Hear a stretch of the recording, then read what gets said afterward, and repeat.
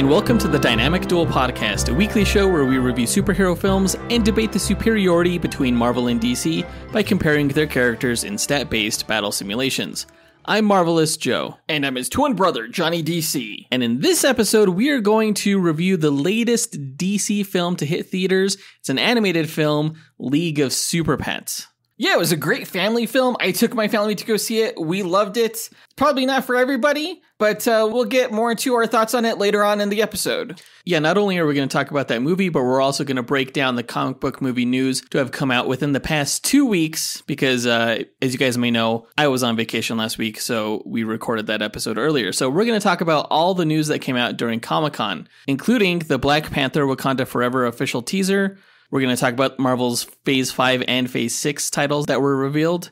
We got a second trailer for She-Hulk Attorney at Law, the Black Adam Comic-Con sneak peek, the Shazam Fury of the Gods official trailer, a Sandman trailer for the show that's going to be on Netflix, and finally, we learned that Ben Affleck will be cameoing in the upcoming Aquaman and the Lost Kingdom film. A lot of stuff to talk about. A lot of stuff. And as always, we list our segment times in our episode description, so feel free to check out the show notes if you want to skip ahead to a particular topic.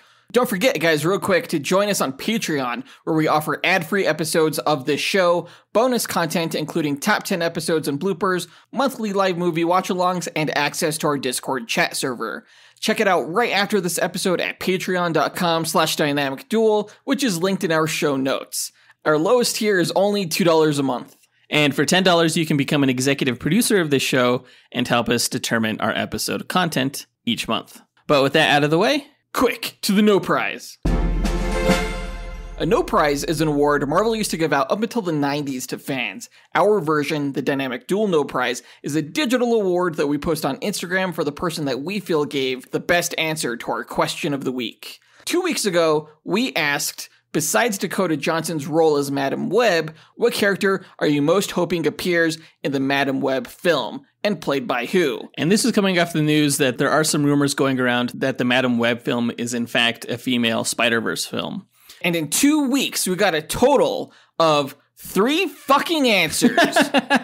Come on, people. 2 weeks. Everybody else was on vacation just like I was, apparently. But we have 2 honorable mentions as well as the No Prize winner. Our first honorable mention goes to Lizzie Dyer-Arney, who said, "Hey, it's Lizzie. If the new Madam Web movie really is indeed a female version of Into the Spider-Verse, I would definitely want to see Millie Bobby Brown playing my girl, Mayday Parker.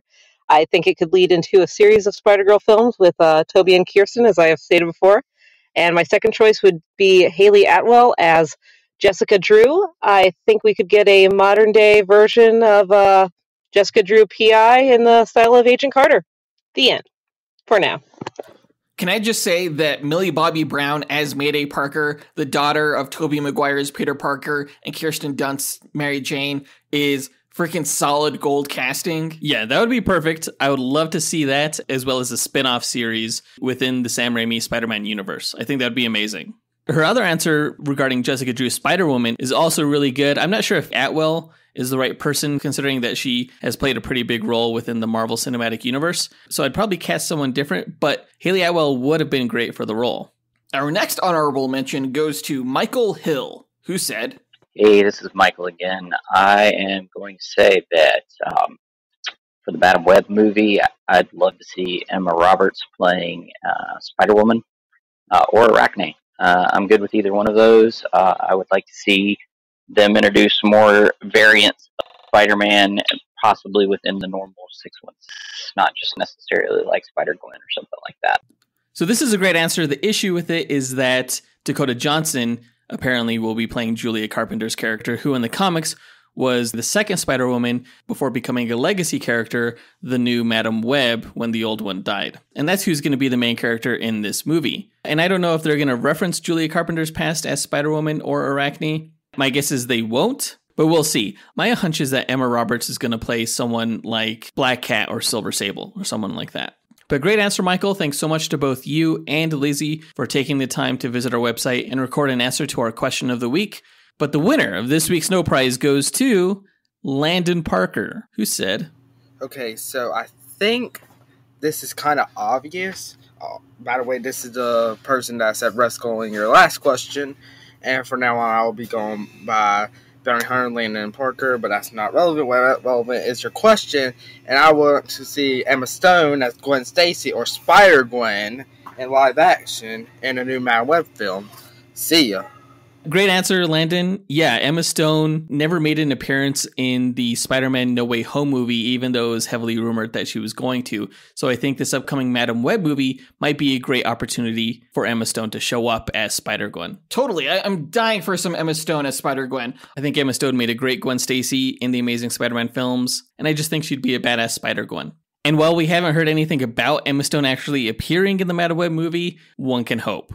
So great answer, Landon. Congrats on winning this week's No Prize. If you, the listener, want a shot at winning your own No Prize, stay tuned to later on this episode when we'll be asking another question of the week. And now that that's done, on to the news.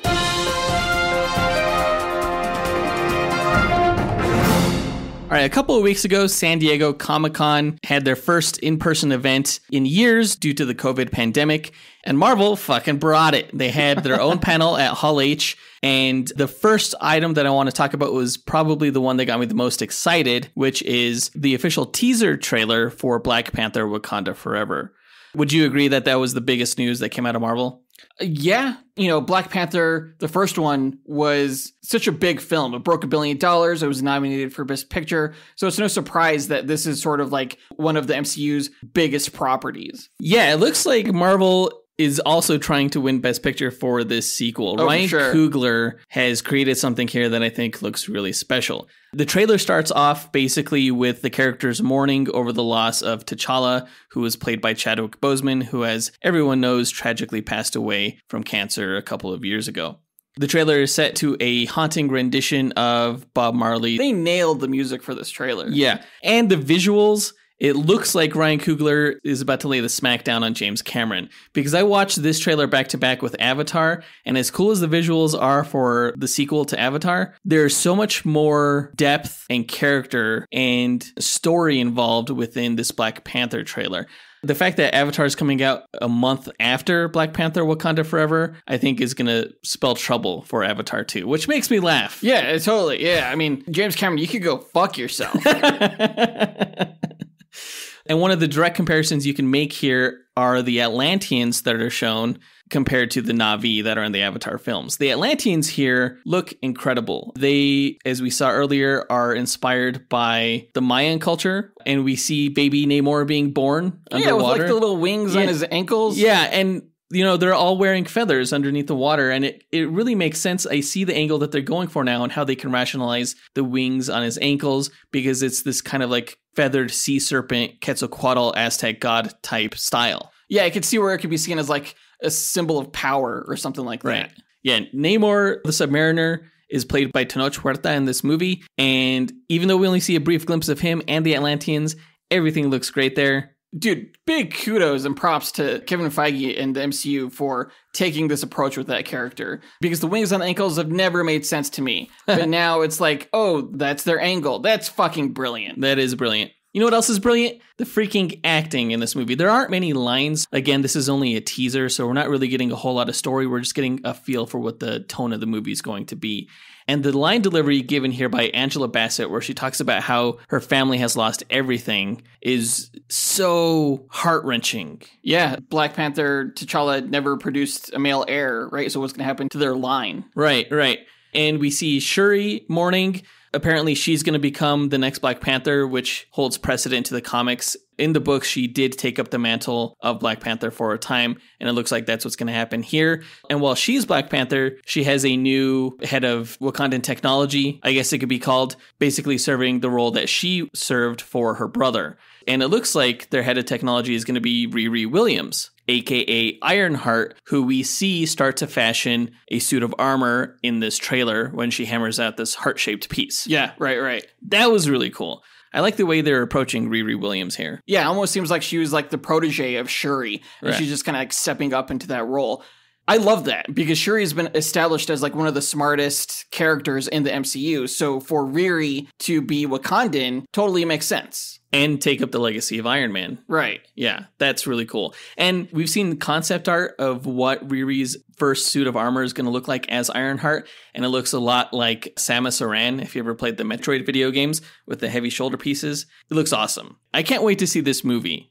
You know, at first I was pretty upset that they weren't going to recast Chadwick Boseman. But despite the fact they didn't recast, I still love everything I'm seeing here. Yeah, I don't mind them taking a break from the character of T'Challa as long as it works story-wise. Yeah. I think eventually they will recast him. But for now, you know, this is comic canon. Shuri has been Black Panther before. So yeah, let's go ahead and see this happen on screen. I can't wait. The movie comes out in November on the 11th. And I'm like counting down the days until we get our next trailer for this movie. Yeah, that was a great teaser. Definitely eager to see the movie later this year. Yeah. It was revealed that the Wakanda Forever movie will be the final film to have come out in Marvel's Phase 4. Or as I like to call it, Phase 4, with the exception of Shang-Chi and probably this Wakanda Forever film. There have been a lot of experiments in Phase 4, but Phase 5 gets me really excited. Well, I'm not sure if everything was announced that's going to come out in Phase 5. We did get a really good rundown of what we will be getting. So after Black Panther comes out at the end of this year and puts a cap on Phase 4, early on in February 2023, we're going to get Ant-Man and the Wasp: Quantumania, and we got some pretty cool promo art that shows Cassie Lang in her suit. It's purple. It's purple. We learned that MODOK is going to be in the film. Which is crazy. I really hope it's played by Pan Oswalt. I don't think it is. Son of a. But he was great in the MODOK television series. After Ant-Man Quantumania, we're going to get sometime in the spring the Secret Invasion Disney Plus television series starring Samuel Jackson, Ben Mendelsohn, and Emilia Clarke. Kicking off the summer movie season on May 5th, 2023 is Guardians of the Galaxy Volume 3. I'm really excited to see how that trilogy ends. I've heard a lot of good things so far. Early in the summer, we're going to get the Echo television series, which not only features Alaqua Cox as Maya Lopez, the titular character of Echo, who we first saw in the Hawkeye television series. We're also going to see Charlie Cox as Daredevil and Vincent D'Onofrio as Wilson Fisk, the Kingpin. Allegedly, in this series, Daredevil is going to be searching for one of his former colleagues, Jessica Jones. That's just a rumor, though. Later on in the summer, we're going to get Loki Season 2. I was a big fan of Loki Season 1, so hopefully that's good. And late in the year, in 2023, we're going to get the Blade movie, which means that it's probably going to start shooting here within the next few months. That's crazy. I did not think we were going to be getting that film this soon. Yeah. I guess before Blade, in the fall of 2023, we're going to get the Ironheart television series after Riri Williams is introduced in Black Panther: Wakanda Forever. And then closing out 2023, in the late winter, we're going to get another Disney Plus television series, Agatha Coven of Chaos, formerly known as Agatha House of Harkness. I don't know why they changed the title, because I thought House of Harkness was much more clever. But since they're talking about Coven of Chaos, I'm wondering if they're going to bring back Scarlet Witch or something like that. I don't know. Yeah, you could almost consider that's a direct reference to her, considering that she was the sole wielder of chaos magic. Right, that's true. It seems like it's going to be a sequel to WandaVision, so maybe we'll get to see what happens to Vision and everything like that, too. In the following year, in 2024, we're going to get Captain America: New World Order, which will star Anthony Mackie as Captain America. Really looking forward to that. We're going to get a new Disney Plus television series, Daredevil Born Again. That one blew my mind. Dude, that's probably the thing I'm most looking forward to on this entire timeline. It did confuse me that the new Daredevil series is going to be called Born Again, considering that the Netflix Daredevil show adapted the Born Again comic book arc for its season 3. So I don't know if they're going to rehash that kind of story where Kingpin basically tears down and deconstructs Matt Murdock, who has to rebuild himself as Daredevil. But it may be that they adapt a different storyline, and the title of the show is just called Born Again, just because the series has a new home on Disney+. But after Daredevil Born Again, in the summer of 2024, we're going to get a Thunderbolts movie, of which we still don't know much about, but we did get a logo. Looks pretty badass. The rumor is that they're going to kind of combine the concept of the Dark Avengers with the Thunderbolts, and we'll see if that happens. It does seem like they're building towards that with Contessa Valentina Allegra da Fontaine. And that's all the information we have so far for Phase 5. Following that, Phase 6 is going to kick off at the end of 2024, that same year, with the release of Fantastic Four, which is going to come out on November 8th. And then most surprisingly, I think the most surprising thing about this is that just a few months after Fantastic Four, in spring of 2025, in May, we're going to get an Avengers movie, Avengers: The Kang Dynasty, which is going to feature Kang the Conqueror as its main villain. But not only are we getting an Avengers movie shortly after Fantastic Four make their debut, we're getting 2 Avengers movies in 2025. Because following Avengers: The Kang Dynasty is Avengers: Secret Wars, which is coming out November 7th, 2025. And that is going to cap off Phase 6. Which is crazy that like we have such a long period of time between the Avengers movies, but then we get 2 in 1 year. Right. Yeah, that is pretty unique. Like even Infinity War and Endgame, which were 2 pieces of the same story, those films came out in separate years. So it's interesting to think about how much the Kang Dynasty is going to lead into Secret Wars, if they are a 2-parter similar to Infinity War and Endgame, or if they're completely separate. What makes me think that they don't involve each other was the announcement that Dustyn Daniel Cretton will be directing Avengers: The Kang Dynasty, but won't be directing Secret Wars. And that got me super excited, though, because I loved the Shang-Chi movie. I think Dustyn Daniel Cretton is a great Marvel director. He kind of feels like the new Russo brothers, so it's great to see that they trust him with a much larger project. Yeah, the Russo brothers have said that they've wanted to direct a Secret Wars film if Marvel ever did it. So I imagine that they'll probably save that announcement for next year or the year after, I imagine. Yeah. I mean, 2025 is a long ways away, so they have time. Right. Yeah. But yeah, that's Phase 5 and Phase 6 for Marvel. A lot to be excited for in the upcoming years. I was shocked that we got so many announcements through the year 2025. Not just in theaters, but also on Disney+. And speaking of that, one of the upcoming Disney Plus television series that's going to come out is She-Hulk Attorney at Law, and we got another trailer for that. This was more of a story-based trailer. At the beginning, we see Jennifer Walters undergoing like superhero training from her cousin, Bruce Banner. And totally smoking him at like everything. I mean, there was one part where she threw a rock farther than he did, but it looked like she put more effort into it, you know? Oh, but she definitely was better at like the yoga poses and stuff like that. But you know, the theory that I told you about when reviewing The Incredible Hulk, where I said that it was like his yoga practice that really allows him to regulate his heartbeat, right, and his transformation into the Hulk, even though he's always angry. I think that's pretty well supported here, especially when you see Emil Blonsky in his cell saying namaste to Jennifer Walters as she's about to represent him. Right, yeah, we get to see Emil Blonsky and Wong in this trailer, so hopefully, like, this takes place before Shang-Chi, so that we can learn what the fuck that was about. Oh man, not only do we get those cameos, the big cameo at the end of this trailer was Daredevil. We see him jump into action, and he's wearing his Daredevil yellow outfit, his original one from the comics. And I gotta say, even though we don't get to see the whole thing, just seeing it from behind, it looks like a pretty damn solid adaptation. Which is crazy. I never liked that costume, like ever, but I'm still kind of glad we get to see it in live action. Yeah, just, you know, as an homage, you know, I definitely prefer the red outfit. But this one doesn't look bad. There are some great jokes in this trailer. We see her break the fourth wall when she addresses the camera, just like she did in the comic books. You know, she was doing that long before Deadpool was doing that. Hopefully it comes across well. Yeah, I still don't get why that's a thing in the comics, but I think they can make it work for the show. It was just John Byrne basically having fun with the character, really. I think he was the first one to have her do that. I could be wrong, though. All in all, the show looks like a lot of fun. The series comes out in just a few weeks. It's going to have 10 episodes. Can't wait to see it. I hope it's really good, but we'll review it when the season wraps. All right, Marvel stuff aside, onto the good stuff. DC totally brought it to Comic-Con.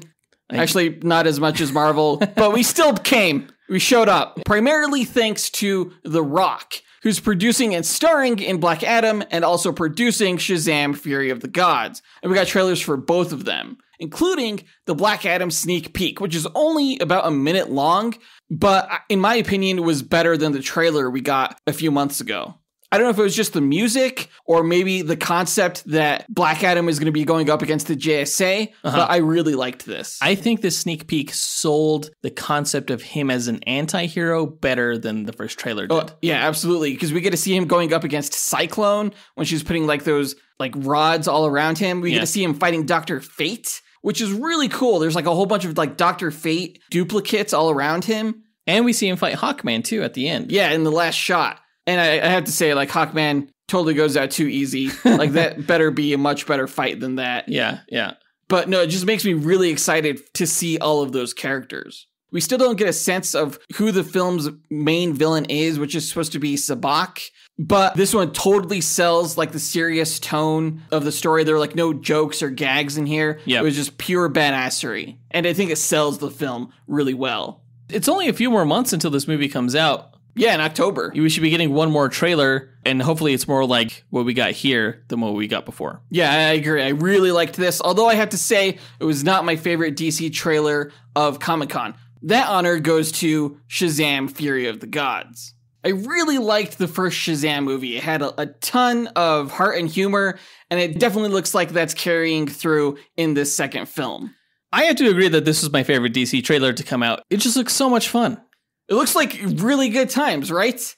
I mean, it starts off kind of self-deprecating with Shazam calling himself an idiot, which was kind of weird. Well, when he called himself an idiot, it was basically like he has imposter syndrome, which makes sense considering that he's just a kid in an adult superhero world. I really like that idea, and I really like the gag that he was actually speaking to like a pediatrician. Yeah, I especially liked how when he's talking about the other DC heroes, how they take extra care not to show Ezra Miller's face. Yeah. But, I mean, it was cool that they were showing the other DCEU characters nonetheless. Like, everyone's saying that, like, the Snyderverse is dead, but when they're making continual references to it, that's something. I still don't know the difference between the Snyderverse and the DCEU. I think these are just DCEU references more than anything. Possibly, potentially. Yeah, you're right. It seems like the main plot behind this movie is that the Shazam family is kind of like splitting apart, and he's trying to bring them back together as a family unit. Right, and to help him do that are the Daughters of Atlas, who have apparently come to steal back the power of the gods from Billy and his family.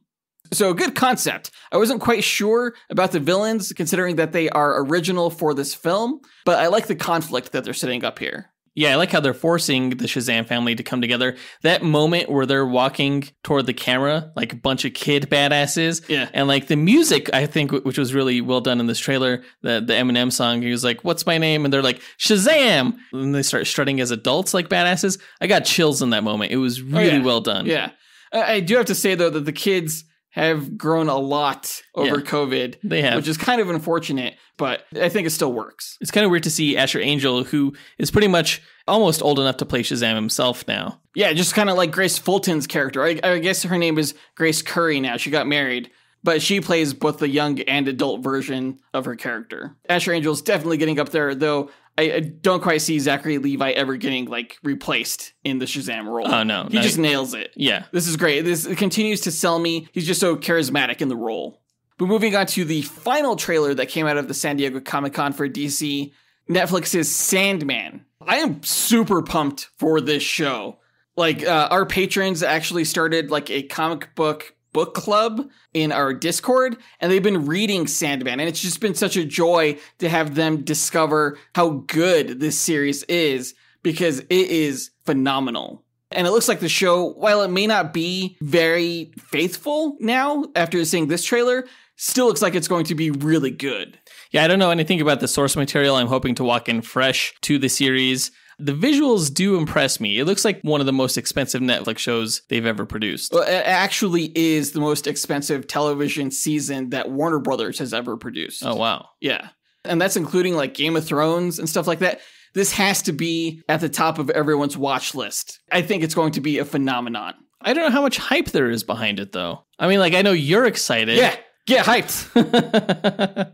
Are you trying to start the hype train? The hype train has officially started. I'm leading it. Everyone jump on board. You will not be disappointed. I don't know. I don't feel that hyped, so I don't know if I'm interested in watching it. Well, I mean, like, Warner Brothers definitely has a lot of faith in this show, and Netflix. They dedicated an entire Hall H panel just to it. Yeah. So if you're not excited, I don't know what to say. Like, trust me, this show is the next big thing. But will it be any good is the big question.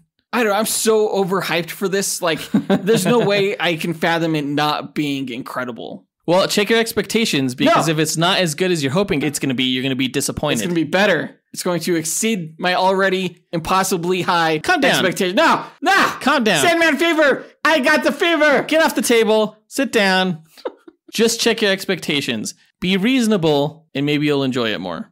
The one thing that kind of made me not like this trailer more than, say, Shazam was the realization that this was going to be a larger departure from the comic book series than I thought it was going to. Mm-hmm. I thought it was going to pretty much adapt Preludes and Nocturnes, the first volume of Sandman, pretty faithfully, because that's what we've seen in all of the marketing material leading up to this. Mm-hmm. But it really looks like they're setting up the Corinthian to be like the main bad of this first season, which is pretty cool because the Corinthian is horrifying, but I wouldn't say he's like a main adversary for Dream at all. We'll see how it goes. Yeah, this show actually comes out this Friday. All 10 episodes are going to drop August 5th, and we will be reviewing season 1 in a few weeks. Yeah, I know I'm going to like watch the whole thing right away. Yeah. So it's kind of sad that we're waiting so long to review it because I'm going to just be dying to talk about it. But, you know, it'll give me the opportunity to watch it multiple times. So that'll be great. But I think that does it for like all the Comic-Con news. So that brings us to our question of the week. What was your favorite DC or Marvel trailer to have come out of San Diego Comic-Con this year, and why? Yeah, again, it's Black Panther Wakanda Forever, She-Hulk Attorney at Law, Black Adam, Shazam Fury of the Gods, and Sandman. Record your answer at dynamicduel.com by clicking on the red microphone button in the bottom right-hand corner, which will prompt you to leave us a voicemail. Your message can be up to 30 seconds long, and don't forget to leave your name in case we include you on the podcast. We'll pick our favorite answer and award that person a Dynamic Duel No Prize that we'll post to Instagram. Be sure to answer before August 6th. In our last bit of news, it looks like it was spoiled that Ben Affleck will be returning to the role of Bruce Wayne for Aquaman and the Lost Kingdom, which is coming out next year. Apparently, he's filming a cameo to replace Michael Keaton, who was supposed to appear in the film. Right, but due to the shifting release dates, it looks like Aquaman's going to come out before The Flash. Is that right? That's correct, yeah.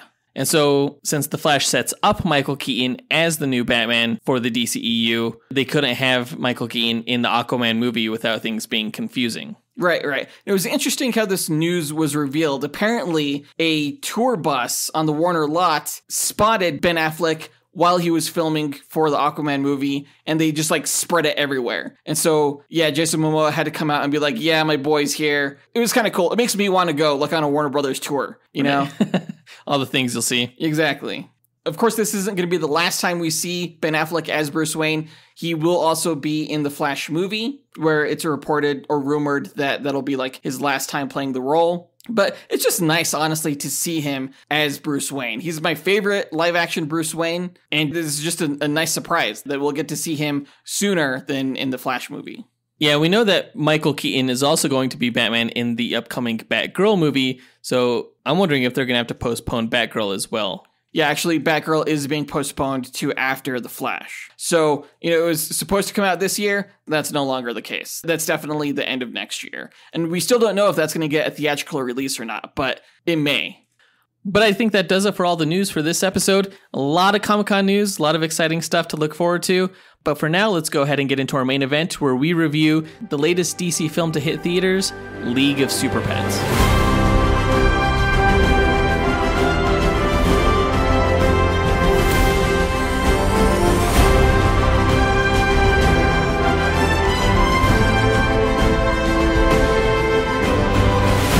League of Super Pets is the newest and first DC 3D animated film produced by Warner Animation Group since 2017's Lego Batman movie. This one was directed by Jared Stern in his directorial debut and was produced by and stars Dwayne "The Rock" Johnson, who's also, of course, starring as the title character in DC's live-action Black Adam film later this year.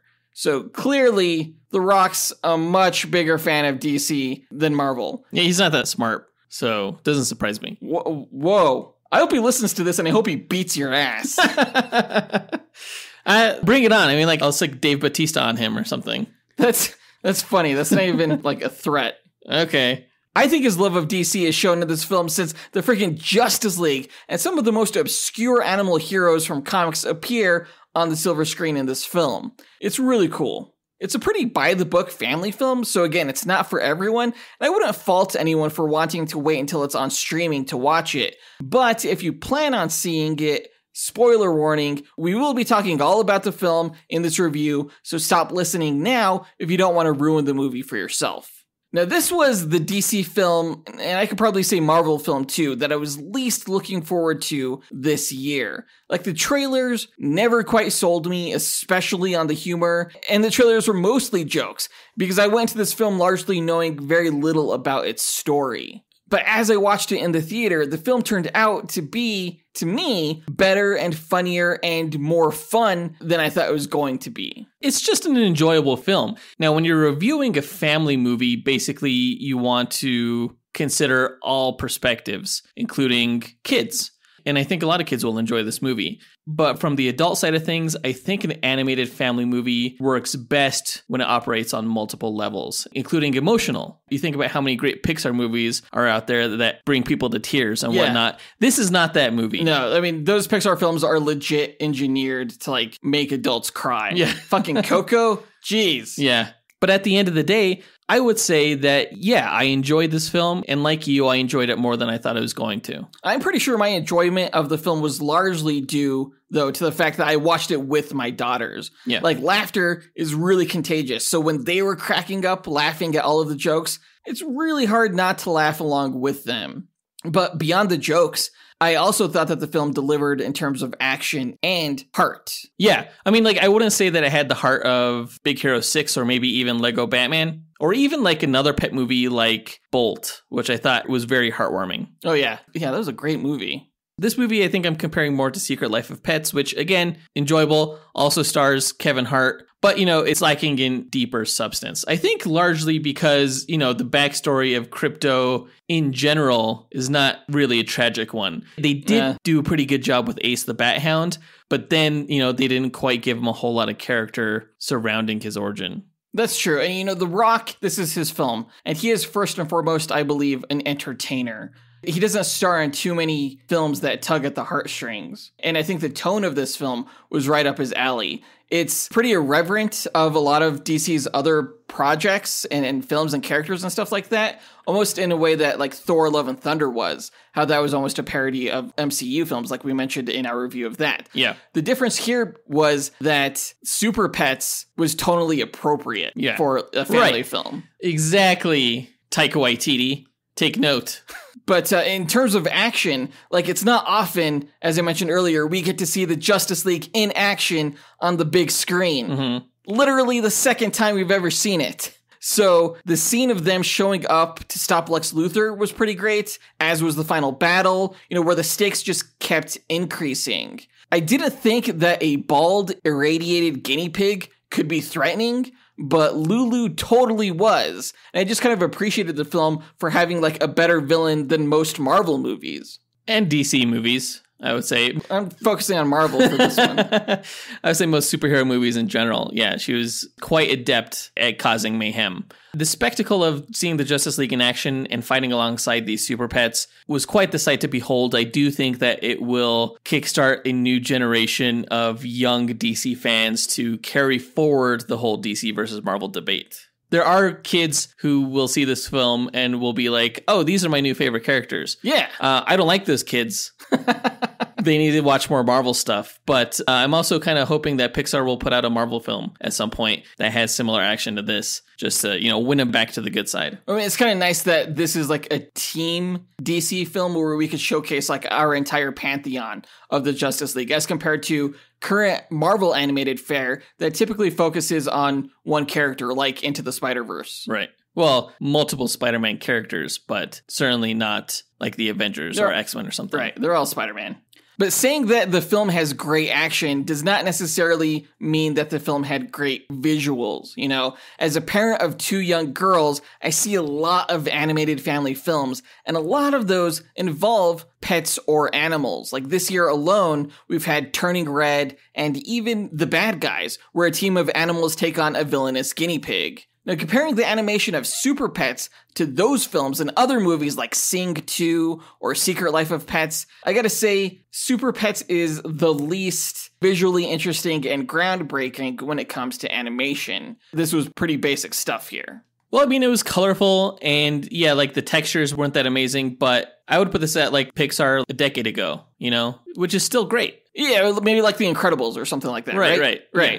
The smooth textured characters and super pets seemed to me more appropriate to like Saturday morning television cartoons than the silver screen. And I feel like the animators tried to compensate for that by making the character designs a little more interesting and something that we've never seen before. But honestly, didn't love them. At least when it came to Krypto and some of the Justice League members. You didn't like Krypto's design? No, like I noticed that his head was designed to be the same shape as Superman's shield logo. Yeah. And of course, Ace's design was made to resemble a bat cowl. That was cool. But, with Krypto's oversized nose and wide cheekbones and thick, long neck, it was just too much, in my opinion. I thought it was fine. Too over-designed. Compared to the other animals, which seemed to be a little bit more typical fare for like a squirrel and a pig and stuff like that.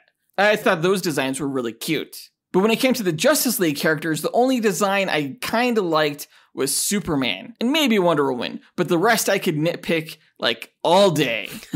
I don't get why the animators wouldn't go with something more iconic, considering those characters weren't in the film much, and especially considering that, this may be some children's first exposure to the characters. That's true. And like in the case of Jessica Cruz, I think that was Jessica Cruz. It was, yes. It's hard to find her in other media outside of the comics. They may think like, who is this? I don't know. Well, at least if they're watching DC Superhero Girls, they'll have an idea of who Jessica Cruz is. But again, this design was so completely different from what we see in that cartoon. So again, they should have just gone with the classical versions of those characters. Aquaman was a little weird. Oh my gosh, Aquaman was super weird. Like way too over the top with like the skinny little flipper feet and the hook hand and just the weird hairdo. Yeah. I don't know. It looks like they tried to mix Jason Momoa's Aquaman with the classic Aquaman with, I don't know what the fuck, some kind of mutant creature. But speaking of the characters, let's get into our character breakdown. Starting with Krypto. He was voiced by The Rock, who seems to have had a fun time in the role and was more well-suited to this version of Krypto than I would have thought. Like in other animated projects with Krypto, he's usually like pretty laxed and fun, so I would have thought that like Kevin Hart, who plays Ace in this film, would have been more suited toward the voice of Krypto. And The Rock, with his commanding, sometimes stern voice, I would have thought would have been better for Ace. But The Rock has proven to be funny and comical in his own right, and that approach really carries the film here. Like so much so that after a while, I forgot The Rock was doing Krypto's voice altogether. All I heard was Krypto.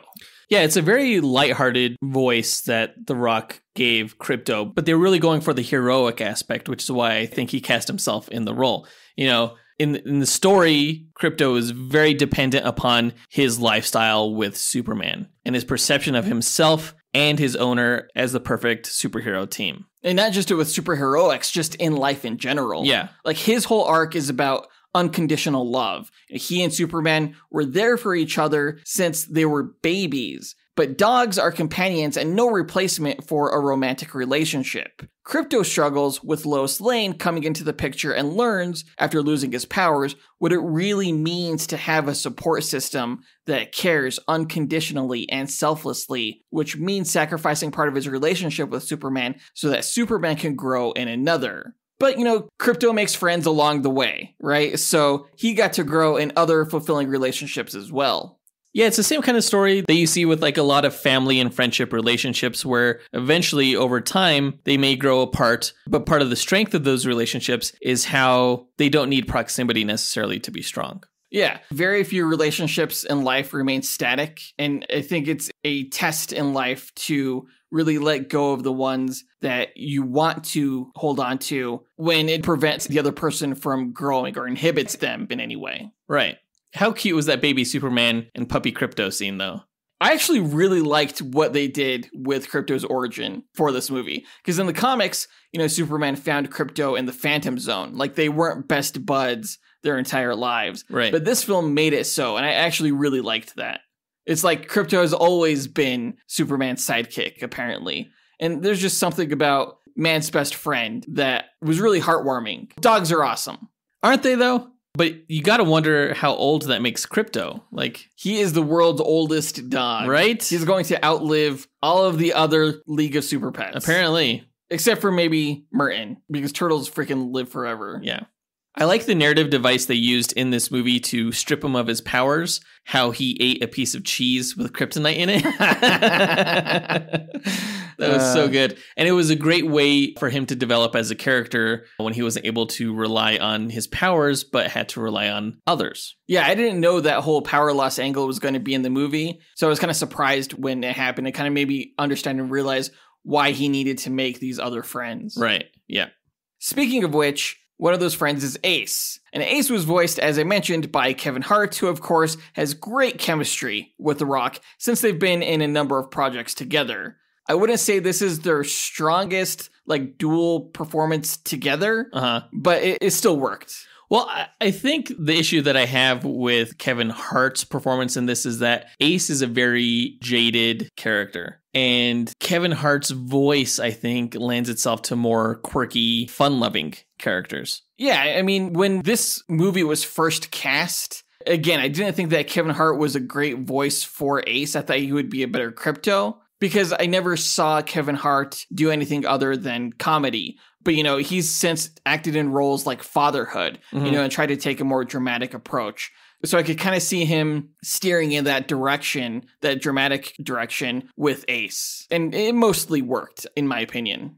Ace's backstory, as you mentioned, is pretty heartbreaking. We learned that when he was a puppy, he had a family that had a young toddler, whom he saved from falling down the stairs by grabbing her arm, only for the parents to think that he bit her aggressively. So he was taken to the animal shelter, and he has lived there ever since, trying to escape and break the other shelter animals that he's become friends with out.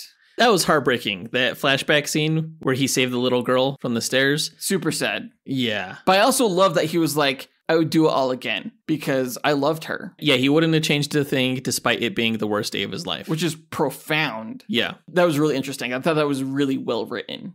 He's a very loyal character, almost to a fault, and that he'd lie to his friends just to make sure that they keep up some kind of hope. But it doesn't really damper the character in any way. He's very static and unwavering in his loyalty, even in the face of danger, of course, which gets easier for him as he grows into his power of invulnerability, which is not something that Ace the Bat Hound has in the comics. I don't hate the idea, though, for the same reason that I don't hate Red Wing as a vampire. Whenever you bring an animal into battle with you, in the case of these comic book characters, it's nice to know that the animal can't really get hurt. As opposed to what Batman currently does in the comics with Ace, which is, pretty much animal endangerment. What? No, not any more so than a canine unit for the police. I guess that's fair, yeah. I do love that they made him a boxer in this movie. Well, he's part boxer. Yeah, part boxer. And he kind of played up on the fact that he's a good fighter. Yeah. Makes sense for a Batman ally, I think, as well. So that was a great choice for the breed. We've never seen Ace as a boxer in the comics, but I think this was, again, a solid choice. It looked like Ace was some kind of Great Dane Pit Bull mix, and Crypto was some kind of Labrador Retriever mix. Yeah. In the comics, Crypto is a Lab Terrier mix. Or at least that's what a lot of people speculate, considering his size. Mm-hmm. But yeah, so good eye for breeds there. Well, in the comics, Ace has usually been portrayed as a purebred, whether it be a Doberman Pinscher, a Great Dane, or a German Shepherd. Right, yeah. But I like what they did here. Me too, yeah. Moving on to PB. PB was a pig who was voiced by Vanessa Bayer of Saturday Night Live fame. She has a really sweet voice, and I think she really brought a lot of that sweetness to the character of PB, who is just adorable. She's a huge comic geek, which is really helpful for audiences who may not be familiar with a lot of the source material, like what is the Hall of Justice, things like that.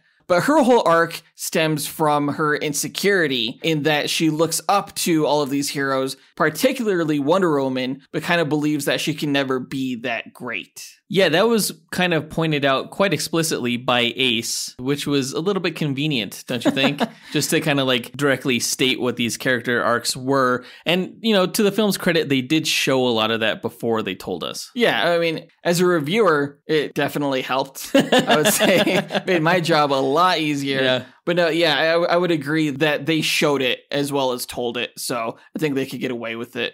I thought the Pig's powers were going to be dumb, judging from the trailers, but they actually got quite inventive with PB's abilities. I especially like when she grew super tall to catch up to the rocket ship that was carrying the Justice League at the end. That was pretty cool. Really slow rocket. But yeah, it was cool to see a giant pig. The pig thing still kind of throws me because in the Wonder Woman comics, like she's never had a pig as a pet. I think it comes from like Cersei. In the early Wonder Woman comics, Cersei often turned men into pigs, as she did, in the Odyssey. But there was also like some Justice League episode where Wonder Woman turned into a pig. Maybe it comes from that. I don't know where the pig thing comes from. And I don't really buy it as a shelter pet in a bustling city like Metropolis. Well, you can have certain breeds of pigs as pets, I think, in the city. But she looked like a big farm pig. I have to say, though, a pig is no more stranger a pet for Wonder Woman than is a kangaroo, an alien kangaroo at that, in Jumpa from the comics. That's true. And I'll say it again. I mentioned this before in one of our Patreon episodes where we counted down the top 10 superhero pets, kind of in tie into this review that we're doing now. Wonder Woman's pet should be a horse. It should be a winged horse. It should be a Pegasus. Right. If I were going to write Wonder Woman, I would get rid of the invisible jet. Yeah. I'd actually get rid of her flying ability. Just make her a super jumper. But I would give her a flying horse. Yeah, makes sense. Greek mythology. Totally. Moving on to Chip. Now, Chip was voiced by Diego Luna. This is probably my favorite voice. Yeah, he has just a great squirrel voice. Yeah. It was really great casting, I think. His arc was all about overcoming fear, and I thought it tied in really nicely to their use of Jessica Cruz as this version of the Justice League's Green Lantern. Right, because Jessica Cruz has the Earth 3 Green Lantern ring, I believe. Yes. Which is given to the person who experiences like the most fear or something like that. Right. That's how she initially got her ring. And she's pretty unique among many Green Lanterns in that she started off very, very afraid of a lot of things when she got her powers. So you kind of have a direct analog of that going to Chip, who I should mention was actually an alien squirrel Green Lantern in the comics, not a Earth squirrel. Yeah, we did a dual episode with Chip the Squirrel against Rocket Raccoon in the early days of this podcast. It was our first holiday episode. But now I totally understand why they chose Jessica Cruz for this movie as opposed to someone like Jon Stewart or Hal Jordan. Right, yeah, it's the whole fear angle. And I really like how Crypto helped Chip overcome his fear by kind of saying, hey man, you just gotta get out of your head. You're thinking about all of these worst case scenarios, but in reality, you have power now and you could do something with it. The electricity powers were interesting. I'm not quite sure how that'll carry over into a potential sequel now that he has a Green Lantern ring by the end of this film. Right, yeah, his electricity powers were kind of rendered moot due to the fact that Jessica gave him a ring. But, it works. It's still kind of on brand. Energy powers, basically. Yeah, that's fair. Speaking of him getting the Green Lantern ring, though, I did think it was kind of sad that we didn't get to see the pets and their superhero costumes until the very, very end of the film, because those costumes were used to sell this film pretty heavily. I've seen toys of them in their costumes, but if anyone goes into this movie looking for them to team up with their Justice League counterparts, they're largely not going to see that. Well, maybe there'll be a sequel. Oh yeah, there totally will be. Moving on to Merton, he, I'm not quite sure, was voiced by Natasha Lyonne. I do think that this was a gender-bent role because, of course, Merton in the comics is Merton McSnurtle, the turtle, also known as the Terrific What's-It. Yeah, who we pit in a duel against Spider-Ham in, I think, our third or fourth holiday duel that we did. Now, Merton really didn't have an arc in this film unless you count their blindness. Yeah. Yeah, she primarily exists as this foul-mouthed comic relief, which I actually did find funny, along with her trying to hit on anything that remotely looks like a turtle shell. Yeah, that totally threw me when she first said, I can't see shit, and they bleeped out the word shit. I was like, wait a second, did they mean to do that? Did they mean to include that? But then the joke kept popping up. And yeah, it was hilarious. She just runs and she's out in a field and she's like, where the fuck am I? That was great. Yeah. Of all of the costumes that they finally get at the end, Merton's is my favorite, I have to say. Yeah, because her shell resembles Jay Garrick's Flash helmet. Yeah, exactly. I would have liked to have seen that sooner. But in regards to character growth, Merton is already a perfect character. She doesn't need to grow anymore. She has all the traits that she needs except for the sight, which she got at the end. Yeah. But she was funny. She was this weirdly horny old lady and hungry all the time. It was so much fun. I hope she never changes. Me too. Moving on to Lulu, she was voiced by Kate McKinnon, also of Saturday Night Live fame. And I thought she nailed the role. She was so good in this role. Really, really good. I never thought Kate McKinnon would be down for like a superhero movie role, but she nailed this guinea pig out of the park in a way that I didn't think she would. I was not looking forward to the villain of this film. Like, we never really saw Lulu in the trailers for this movie at all. Yeah. So I was pleasantly surprised when Lulu turned out to be, again, really formidable, as I mentioned earlier. Yep. Well, I think I remember seeing something, but I couldn't tell what it was. It wasn't until I saw the film that I realized it was a bald guinea pig. Yeah, it's bald in the same vein that, like, Lex Luthor is bald. Right. And, you know, and of course, in the Silver Age of comics, Lex Luthor became bald from an experiment that he was performing, and he blamed Superboy for that. So that's why he became evil. Like, his whole reason for becoming evil was that he was bald, and he was just angry about that. Yeah. So, like, a bald guinea pig, I think, makes sense for the film, considering it was an experimental guinea pig. I love everything they did with this character. When she was in the cage at the pet shelter, she kind of reminded me of the Brain from Pinky and the Brain. I could see that. They still need to make a theatrical movie of that. Yeah. I miss Pinky and the Brain a lot. But it was like Kate McKinnon's version of that, which was brilliant. Yeah, Lulu's whole arc was all about being seen, but also a generic kind of taking over the world mindset. Well, her motivations were simple because they were entirely based on Lex Luthor's motivations. Yeah, she worshipped Lex, and like him, she saw everyone else as inferior. So in this film, she learns the hard way that Lex saw her as inferior when she thought that he saw her more like an equal, as someone who is just as smart as him. And it turns out that she was. Like, maybe even a little bit smarter, because her plan to defeat the Justice League actually worked. She succeeded where he failed. And she kept getting more powerful and more powerful. Yeah, like at the very end when she became this like giant kaiju monster. Right. Did not see that coming, actually. Yeah, who could stop the entire Justice League. And it took Crypto using his super flare to stop her. It wasn't the super flare, it was the solar paw punch, which I agree with Ace, sounds like a delicious fruit drink. Juice box. I really hope that they're selling those on market store shelves. Were you surprised to see the solar flare in this? Considering that it was kind of a semi-recent addition to Superman's power set, where he like expels all the solar radiation that he's absorbed explosively. Yeah, I don't think it's a direct comparison to that. No? No, but it's an equivalent at the very least, you know. It did actually surprise me when it happened, though it shouldn't have, because it was mentioned earlier in the film. And if it was going to be mentioned, it had to have been used. So, of course, it needed to go up against a major threat for it to be justified. So those are all of the animals, for the most part. Let's move into the plot breakdown. So just before Krypton is destroyed, Krypto, as a puppy, jumps into the small spaceship where Jor-El and Lara placed the infant Kal-El.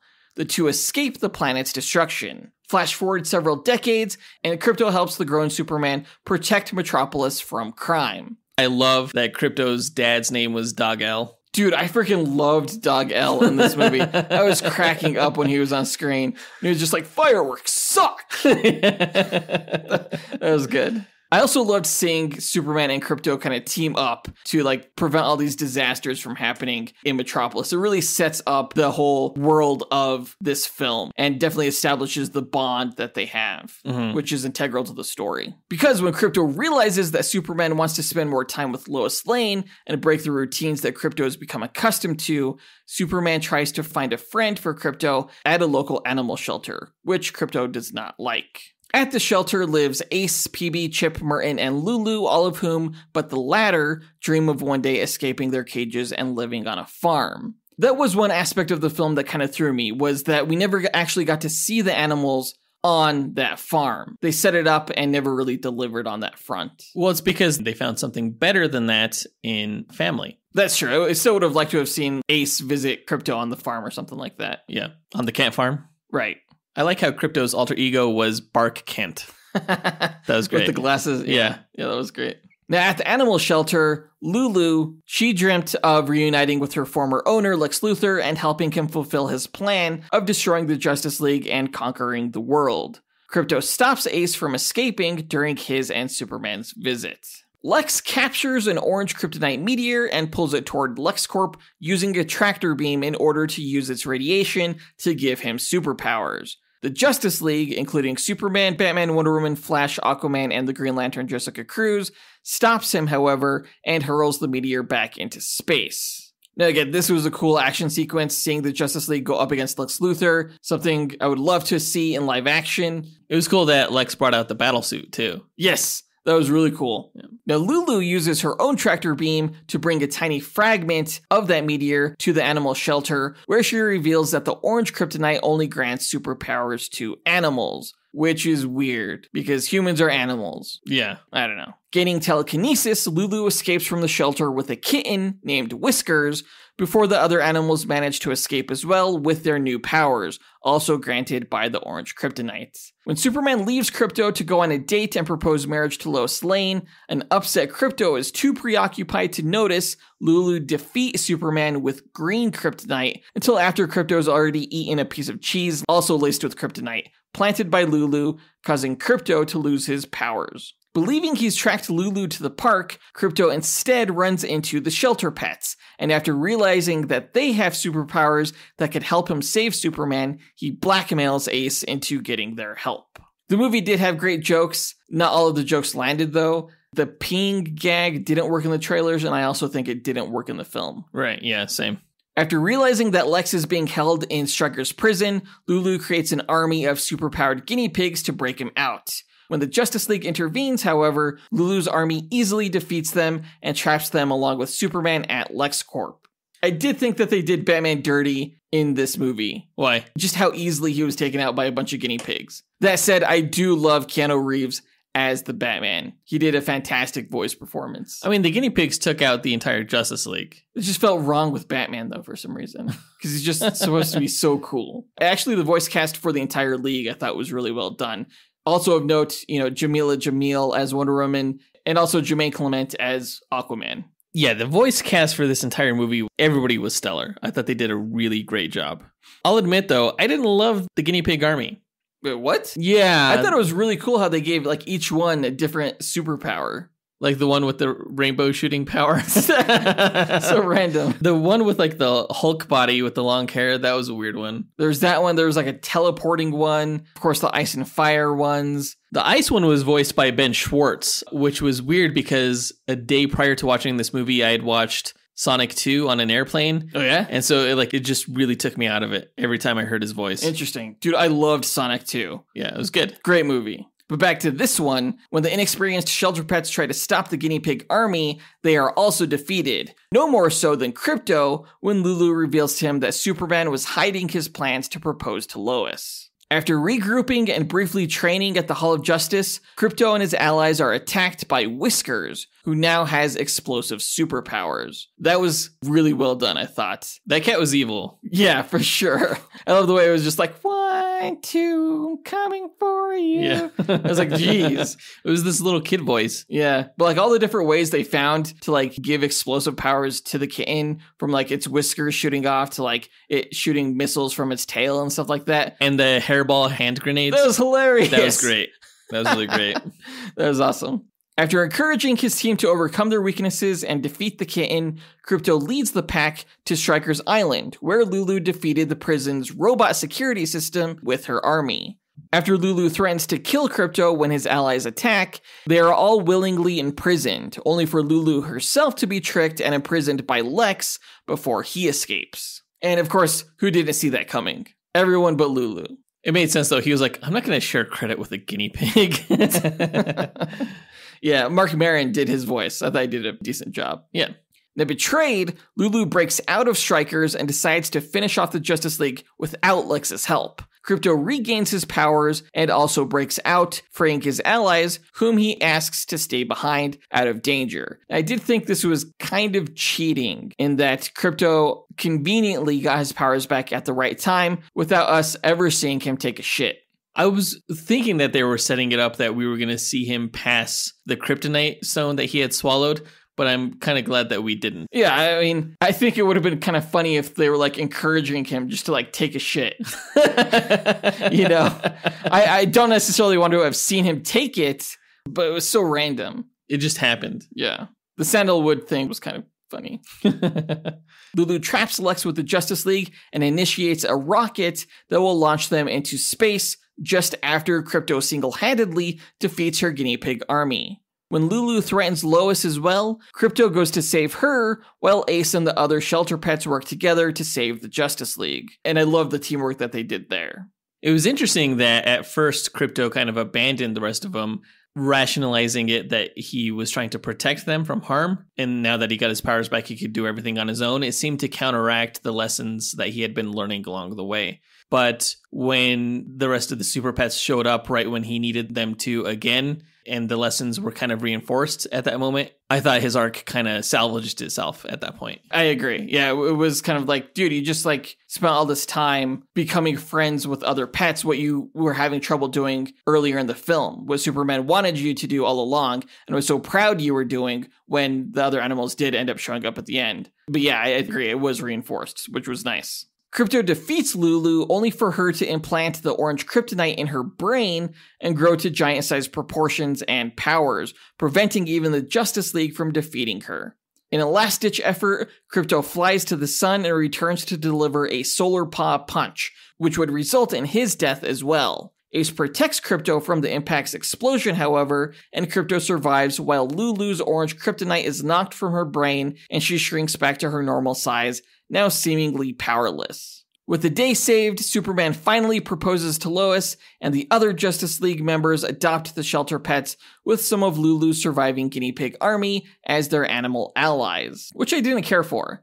Like, I do acknowledge that Aquaman was like, yeah, no one cares about the water guy. But for, like, the fire and ice guinea pigs to all of a sudden just be, like, randomly Aquaman's and Cyborg's pets. Yeah, it seems like they got the short end of the stick there. Yeah, totally. I still don't get the Cyborg fire guinea pig pet.